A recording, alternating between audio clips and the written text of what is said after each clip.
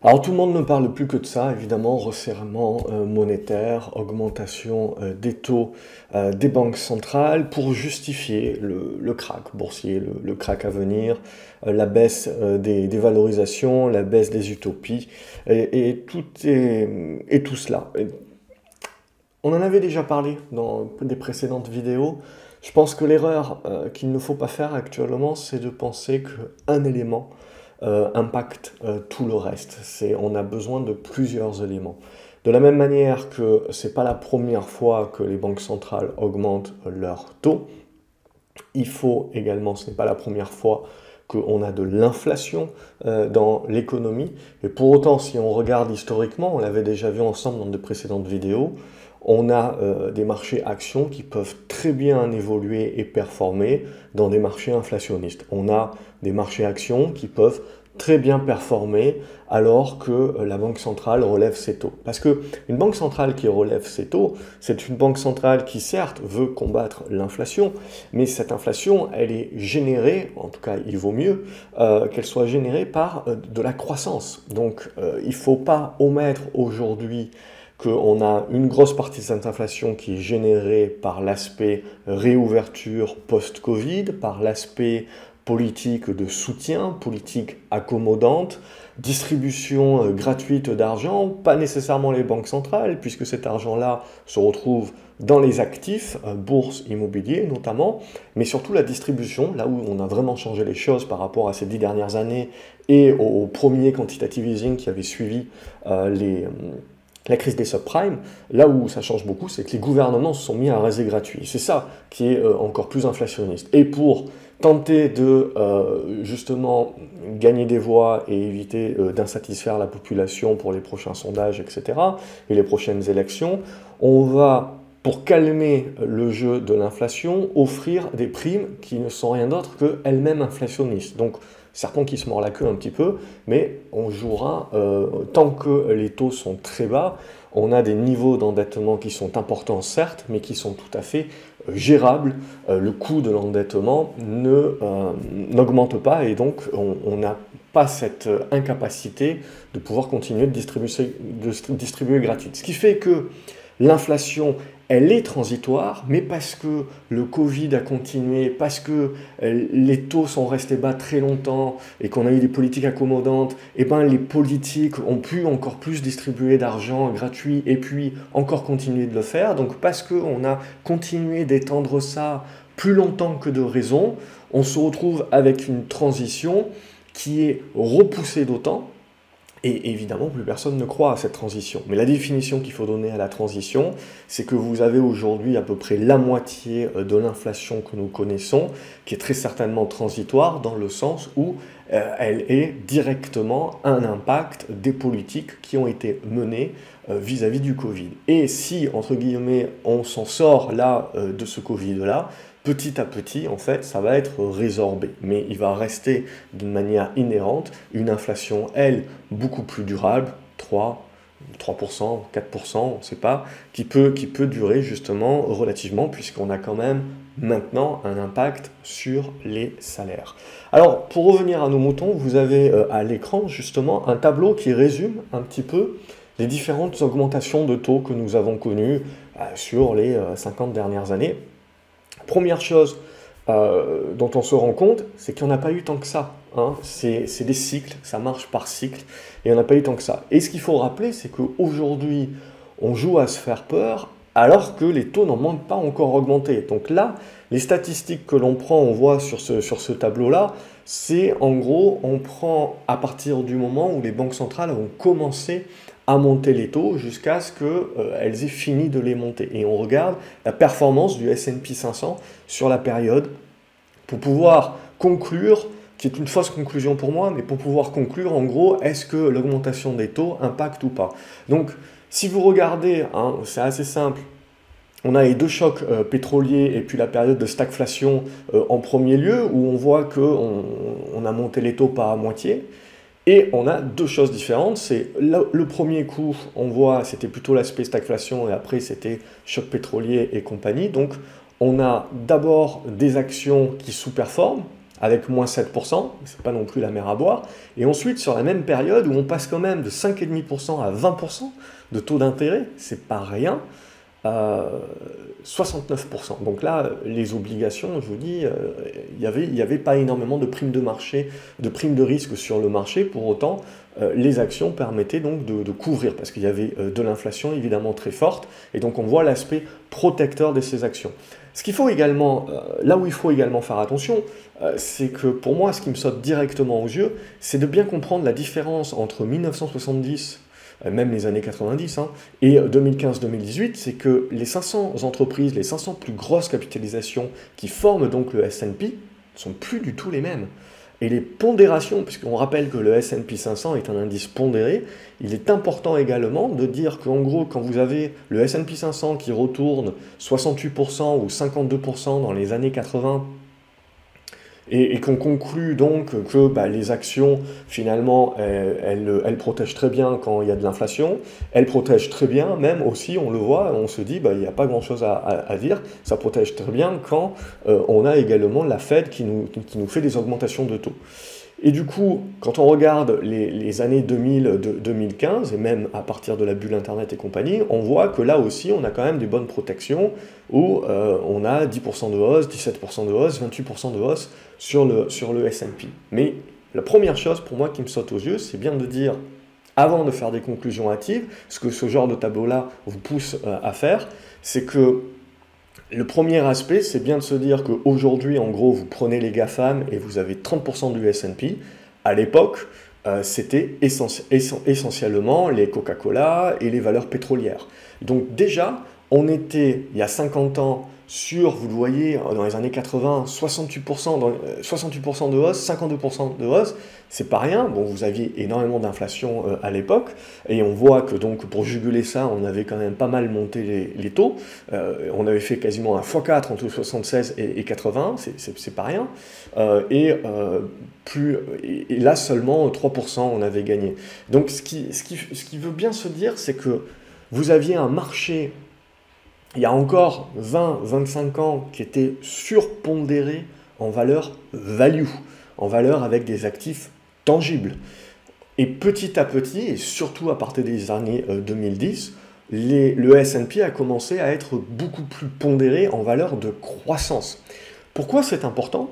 C'est important parce que quand on augmente les taux, et quand on a de l'inflation, dans la méthode de valorisation, on va plutôt apprécier les actifs tangibles et les profits présents actuels qui finalement valent beaucoup plus que les sociétés qui promettent de croître dans les années à venir, mais comme on a une baisse de la valeur de l'argent en théorie, les profits futurs ne valent pas autant que les profits présents. Et donc c'est pour ça qu'on va valoriser autrement. Ce qui est important de comprendre aussi, c'est qu'à partir des années, on le voit à partir des années 80, on a eu de cesse de baisser les taux. C'est-à-dire que même si on a eu des cycles de hausse des taux, ces hausses de taux ont toujours été, se sont toujours arrêtées plus basses que les taux qu'on avait connus, avec le pic dans les années 70, évidemment, avec Volcker, puisqu'on était en train de se battre contre une inflation rampante et contre un manque de productivité. Et ensuite, évidemment, on a lâché les roues avec des taux qui n'ont cessé de baisser, qui ont permis de s'endetter et qui ont permis, évidemment, de commencer à valoriser de plus en plus les valeurs de croissance et qui leur ont permis leur expansion. Mais du coup, c'est ça, pour moi, la première chose à se dire. La deuxième chose à se dire, c'est quand on prend 2015-2018, je vais prendre cet élément-là le plus récent, on était à 0% et on est monté à 2,5%. Il faut parler de relativité, c'est-à-dire que pour moi, quand on passe de 5% ici dans les années 99-2000, exubérance irrationnelle et compagnie, on passe de 5% à 6%, donc vous gagnez 1%. C'est pouillemesque en termes de vraiment remonter des taux par rapport à passer de 1,25 à 5 déjà et de passer de 0 à 2,5. Et aujourd'hui, on est encore à 0 et on parle d'éventuellement remonter d'ici la fin de l'année 2022 à 1. Mais ce qu'il faut bien se dire, c'est dans la réciprocité, dans la proportionnalité, ça ne paraît pas beaucoup de remonter de 0 à 1. L'idée, c'est que ça reste très accommodant. Les taux sont toujours très bas. Et de toute façon, dans un monde qui est très endetté, dans un monde qui a besoin qu'on investisse, dans un monde qui a besoin qu'on soit croissant, mais dans un monde qui a quand même besoin qu'on tacle un petit peu l'inflation, les banques centrales n'ont pas énormément de marge de manœuvre. C'est pas qu'elles ne veulent pas nécessairement augmenter les taux, c'est qu'elles ne peuvent pas non plus, parce que ça serait juguler la croissance. Si vous l'augmentez trop, vous allez juguler l'inflation, très bien, mais vous allez aussi juguler la croissance. Si vous jugulez la croissance, vous jugulez également la capacité de rembourser les emprunts, vous jugulez le poids de la dette, vous augmentez les taux, vous augmentez le poids de la dette, et c'est des États, mais c'est également des entreprises qui se retrouvent asphyxiées directement, attaquées sur leur dette, et donc à ne plus pouvoir faire face, et surtout la croissance de leur chiffre d'affaires et de leurs profits qui leur permettait jusqu'alors d'avoir une capacité à soutenir une dette devient tout de suite insoutenable si leur chiffre d'affaires et leurs profits baissent et en plus qu'on renchérit le coût de l'argent. Donc on voit la marge est très très fine et c'est un jeu d'équilibriste qui peut être très dangereux pour la suite. Mais surtout, donc, l'aspect qui est pour moi le plus important, c'est la croissance parce que un marché qui monte justement dans l'adversité de l'inflation et qui prouve donc la capacité des actions, surtout value, de protéger la valeur, et puis pour l'immobilier c'est pareil, c'est d'une part séparer deux choses, de faire attention que quand on compare le S&P d'il y a 20 ans ou d'il y a 30 ans, ce n'est plus le S&P d'aujourd'hui, ce n'est plus les mêmes pondérations. Et donc, ce qui est important de comprendre, c'est que si on avait trouvé une résilience avec un backtest sur un certain nombre d'éléments, c'est pas certain que ça fonctionne encore aujourd'hui parce que les marchés ont été se surpondérer dans les valeurs de croissance ces 10 dernières années et le marché est allé se surpondérer sur les US également avec un dollar qui a continué à être fort. Donc ça aussi, c'est des éléments qui sont importants à prendre en compte et l'élément pour moi le plus important à prendre en compte, c'est que c'est pas l'inflation et c'est pas les taux. On voit que le marché peut être résilient à la hausse des deux. Ce qui est important, c'est qu'en face, on augmente les taux et on a de l'inflation parce qu'on a de la création de croissance.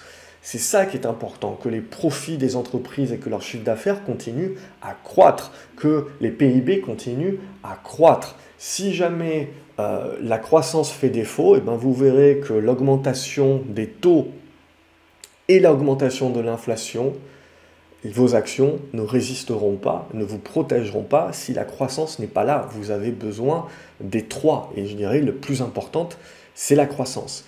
Et pour moi, c'était un élément qu'on avait vu notamment en 2018, parce que là aussi où le tableau vous ment un petit peu, c'est que si vous regardez de 2015 à 2018, on est passé de 0% des taux courts de la banque américaine à 2,5%. C'est quand même un gros mouvement en termes de proportionnalité, hein. Donc il faut pas l'omettre, hein, c'est plus que du x10 hein, par rapport à ça, alors que ici vous êtes sur du x4, ici vous êtes sur rien, ici sur du 50%, ici sur du x2, donc vous voyez, c'est comme ça qu'il faut comparer les cycles également. Et donc là, même si aujourd'hui on passe de 0 à 1%, c'est également du x10. Et là, on voit que le marché avait retourné 28% de hausse. Sauf que si vous prenez que l'année 2018, où c'est vraiment l'année où on a poussé l'augmentation des taux, ben cette année 2018, vous verrez, la performance a été très dégradée. Et surtout, ce qui est le plus important pour moi, c'est que non seulement les valeurs de croissance avaient pâti de cela, bien entendu, c'est la logique, mais les valeurs value également, elles avaient été certes plus résilientes que les valeurs de croissance, mais elles n'avaient pas offert de la performance. Et c'était des années sur la majorité des géants avaient fini en baisse, notamment sur les 3 derniers mois de l'année, qui avaient été très coriaces et qui avaient poussé notamment la Banque centrale à tout de suite reshifter, baisser les taux, remettre du quantitative easing, et c'est ce qui avait permis de relancer la vapeur sur notamment les valeurs de croissance, puisque là, quand les taux sont bas, on valorise d'autant plus les profits futurs, mais également sur les minières, donc l'or, l'argent, qui évidemment sont beaucoup plus utilisé en termes de protection, contrairement à ce que l'on croit.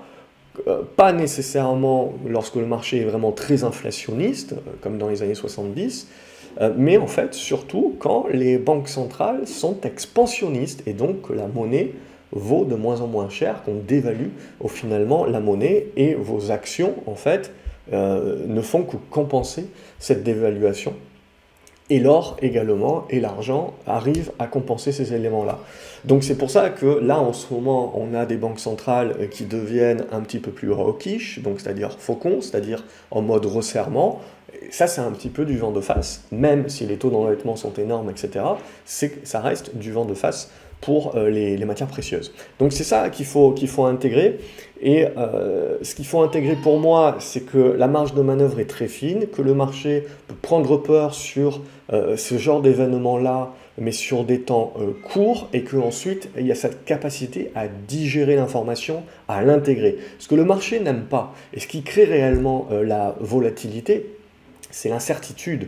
C'est l'incertitude quand on ne sait pas, on sait qu'on va vers du resserrement, mais on ne sait pas de combien, on ne sait pas quelles sont les étapes, où on va s'arrêter. Donc là, on est dans l'incertitude et tout de suite, le marché devient beaucoup plus volatile. Le marché devient beaucoup plus volatile parce que les actions qui surpondèrent le S&P 500 aujourd'hui ne sont plus les mêmes qu'il y a 3 ans ou 4 ans même, c'était celles-ci, mais elles avaient des pondérations moindres. Le marché était plus lissé. De la même façon, il y a 10 ans, on avait eu un épisode post-explosion de la bulle 2000, un retour sur les valeurs value. Les valeurs de croissance avaient performé également, avaient bien rebondi, mais c'était les valeurs value qui avaient surperformé, c'était les valeurs value où on parlait de survalorisation par rapport à l'actif tangible, puisqu'on commençait à côté, on commençait vraiment à payer plus de 20 fois, 30 fois les free cash flow.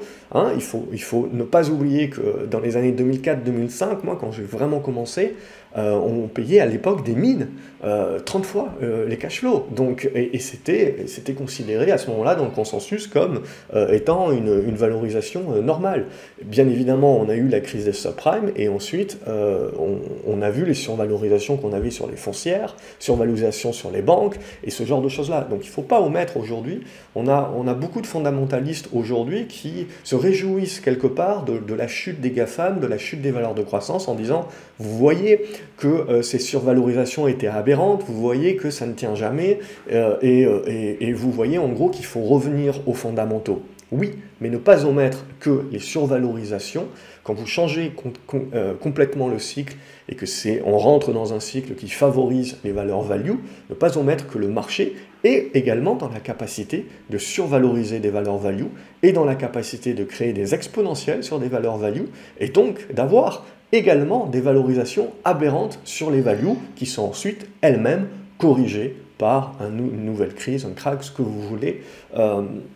Évidemment, ça, on ne peut pas le prévoir d'avance. Donc c'était une vidéo vraiment, parce que c'est une vidéo que j'aime bien faire dans le sens où on entend tout et son contraire. Et l'idée, c'est de faire attention, parce que ça, évidemment, sur Twitter, par exemple, il y a quelqu'un qui va le poster. Et évidemment, les conclusions vont se faire en 140 caractères. Mais les conclusions ne peuvent pas se faire en 140 caractères et c'est même dangereux de faire des conclusions hâtives. Vous voyez très bien qu'il y a plusieurs éléments. Quand on a un tableau comme ça, on ne peut pas juste conclure que, ma foi, la hausse des taux, ça ne fait rien au marché. C'est essayer de comprendre pourquoi et essayer de comprendre ce que le tableau ne nous dit pas. C'est qu'est-ce qui est vraiment important derrière tout cela. C'est une question également de croissance. Et ce qui est également important, c'est une question de flux. Il ne faut pas omettre la prime de marché. C'est ça qui est important aujourd'hui, c'est-à-dire que quand on augmente les taux, même si on a l'impression d'augmenter les taux, on voit ici ça avait été multiplié par 25, éventuellement aujourd'hui, dans les mois prochains, si on monte à 1%, c'est du multiplié par 10, etc. Ce qu'il ne faut pas omettre, c'est qu'on reste dans des taux bas, ce qui fait qu'aujourd'hui, quand vous regardez des valeurs, vous avez un paquet de valeurs qui vous paye 4-5% de dividendes, donc on a cette prime de risque par rapport à un taux 10 ans américain qui est à 2% par exemple, ou par rapport au taux court, on a aujourd'hui cette prime de risque quand même sur les actions qui pousse les flux à rester sur les actions. Certes, vous avez des arbitrages et de la volatilité qui se met en place entre les valeurs value et de croissance, et vous avez des volatilités énormes qui font prendre peur, parce qu'on se retrouve à avoir des moins 10, des moins 20, des moins 30% sur certaines valeurs, même des valeurs avec une certaine visibilité sur leurs profits, mais ce qu'il faut bien prendre en compte, c'est de là où on vient, c'est des valeurs également qui ont fait x5, x10 sur les 5 dernières années. Donc c'est ça aussi qui est important, de voir le côté prorata des choses, et de bien comprendre que même si on a l'impression que les taux augmentent de peu, c'est quand même, quand on vient de 0 à 1%, c'est un impact bien plus important que quand on est à 1% et qu'on va à 5. L'impact de 0 à 1 est bien plus important et bien plus massif. Donc ces arbitrages que l'on voit sont énormes. Ces arbitrages également donnent une volatilité supplémentaire parce qu'il ne faut pas omettre également que dans l'explosion de ces flux et l'arrivée de ces flux, on a également dans les marchés haussiers eu essentiellement énormément de leviers. Donc, dans ce qui va renforcer la volatilité, c'est également le nettoyage du marché quand on a ces leviers qui ont des appels de marge et qu'on est obligé de solder les positions. C'est ce qui crée ces effets paniques, c'est ce qui crée les prorata à la suite de marchés exponentiels qui ont été survalorisés. Mais encore une fois, c'est très difficile de prévoir à l'avance. Là, en l'occurrence, c'est les résultats qui jouent un rôle de déclencheur. Mais donc, cette notion de flux, c'est très important pour moi pour la suite. Parce qu'aujourd'hui, on est toujours dans un monde où, même si les taux continuent de monter, ils ne sont pas suffisamment hauts pour qu'on veuille sortir de l'argent des actions pour aller le mettre sur de l'obligation et de taux sans risque. On a aujourd'hui encore un intérêt à rester sur du risqué, puisqu'on a une prime qui est suffisante, à 3-4% supplémentaire. Donc ça, c'est un élément important. Et deuxième élément important, donc, c'est essentiellement de l'arbitrage intermarché, c'est-à-dire qu'on reste en bourse, mais on va faire des arbitrages entre les différents secteurs d'activité, les côtés value, croissance, et potentiellement, suivant comment le dollar réagira, et ça dépendra aussi de la Banque Centrale Européenne, également, éventuellement, on va refaire des arbitrages aujourd'hui où les États-Unis, ces 10 dernières années, avaient accaparé la majorité des flux, pour ne pas dire tous les flux, éventuellement du réarbitrage sur le reste du monde, et notamment des zones géographiques qui sont beaucoup plus tournées value. On avait eu l'occasion d'en reparler. Mais donc pour moi, cette question de flux, là, elle est très importante également pour bien comprendre la volatilité que l'on a, et pour ne pas se faire berner en se disant c'est la faute à la Fed si le marché se casse la figure. On a énormément de flux qui sont rentrés sur 2020, on a énormément de flux qui sont rentrés sur 2021.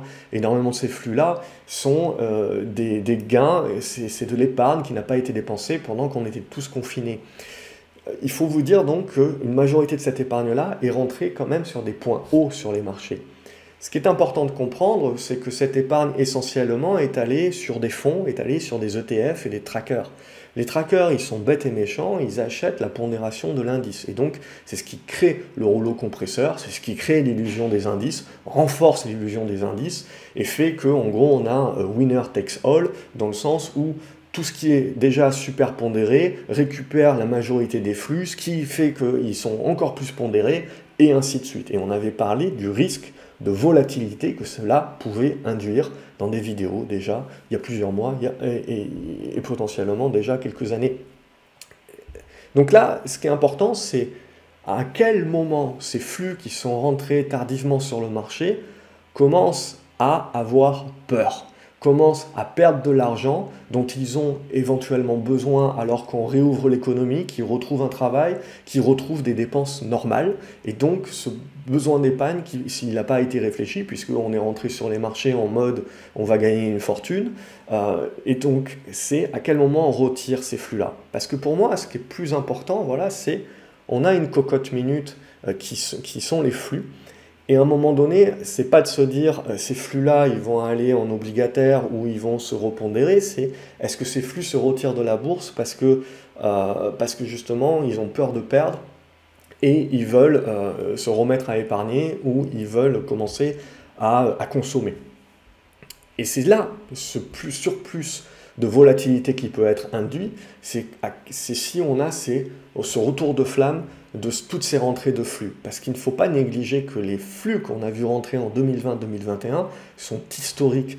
Et en 2 ans, on a vu des flux rentrer sur les marchés qu'on ne voit pas sur 10 années en cumulé auparavant. Donc c'est là où il faut bien se rendre compte également que les marchés restent une balance d'offre et demande et qu'à la fin de la journée, vous avez beau avoir la Fed qui fait exactement ce qu'il faut, vous avez beau avoir les politiques qui font exactement ce qu'il faut, on parle dans un monde idéal, vous avez beau avoir les entreprises qui délivrent ce qu'il faut, si les gens veulent retirer leur argent parce qu'ils en ont besoin, vous aurez bête et méchant les trackers qui devront répliquer la vente à la pondération des indices sans ménagement. C'est-à-dire qu'à ce moment-là, quand vous vendez un tracker, ça vend exactement la même pondération, qu'il y ait une valeur qui soit survalorisée et une autre qui soit sous-valorisée, le tracker, il s'en fiche, lui, il vend de la même façon. Donc cette histoire de flux, c'est une histoire de marée, il ne faut pas omettre la volatilité que ça peut induire sur les marchés, et donc du coup l'inefficience que ça peut apporter sur les marchés.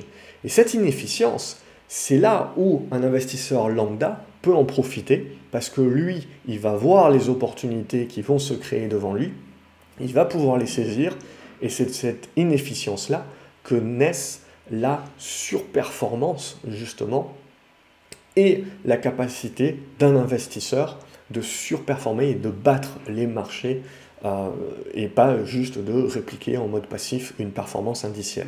Donc ne pas omettre également que pour les prochaines années, au fur et à mesure où vous avez cette balance value-croissance qui peut se faire ou ne pas se faire, on verra, il n'y a pas de boule de cristal, les indices, eux, vont être volatiles le temps de s'adapter et de repondérer en fonction, et à ce moment-là, d'être dans la capacité à nouveau de répliquer et de battre un maximum de gérants. Mais vous avez pendant ce laps de temps-là, la capacité d'un gérant ou la capacité d'un investisseur lambda d'être beaucoup plus réactif que l'indice qui va repondérer et donc d'aller chercher de la surperformance sur cet espace-temps-là. Voilà ce que je voulais vous dire un petit peu sur un simple tableau.